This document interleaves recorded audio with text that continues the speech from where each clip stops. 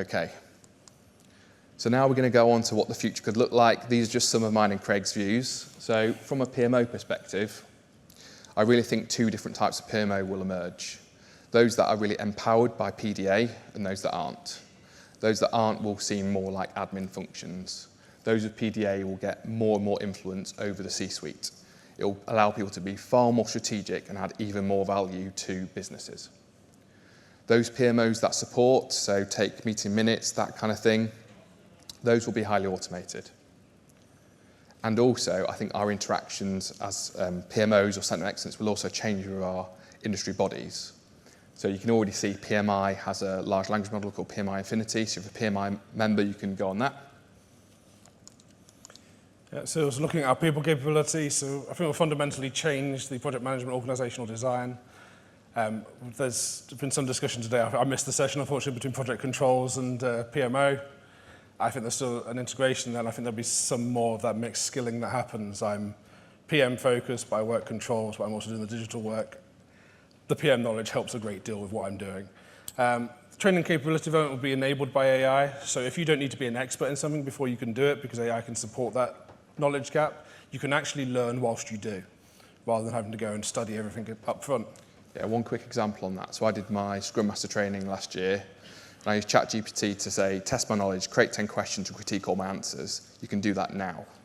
So again, you can see actually these AI tools, even just the ones that are freely available that you can all use, can make a really big difference to your learning. So yeah, have a go.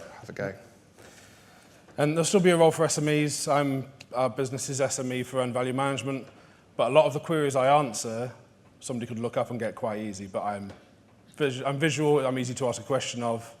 Actually, the chatbot can answer that just as well as I could for some of the simpler ones, which means I can spend more of my time answering the more difficult queries, giving people more insight into what they're looking at.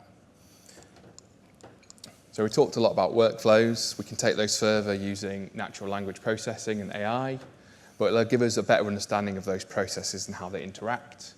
Things like creating artifacts you can create with generative AI now, and also I think assurance as a process will fundamentally shift.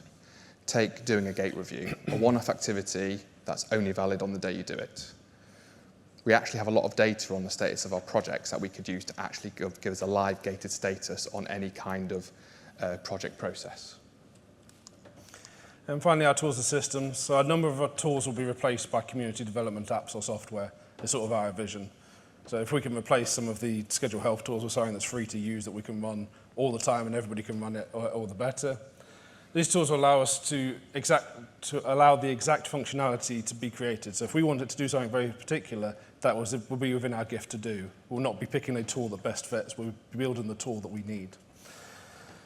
And will give us real-time understanding of project progress, risks with different options based on different optimization goals, so we can twist it and tweak it. Whether we want to look at delivery, or cost, or resource, all of those within our gift to change focus on.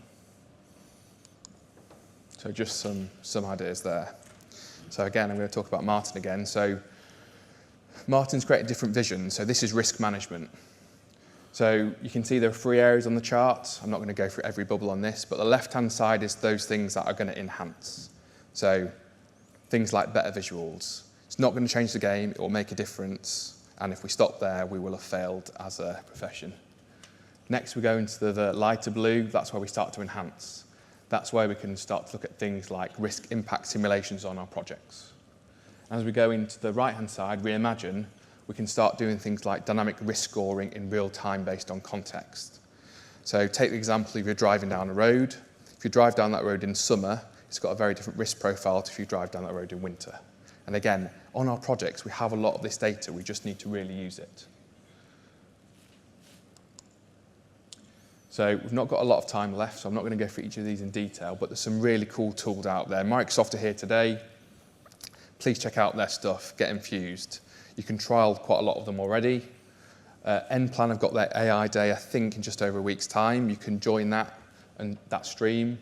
And also there's a community-built chatbot, again, through Project Success called Marvin, trained on lots of great curated material. So again, please check that out. And lastly, Craig and I put this together to say, if we were to help people, what would we recommend they look at? So there's a great APM document about developing skills in PDA. There's some great podcasts which are really, really thought-provoking, and also there are some other books available. Next Gen PMO, Martin actually here who wrote that, it is incredible. Have a look and it will give you some really great resources, great thinking, great insights on how we can actually reimagine PMOs and project delivery.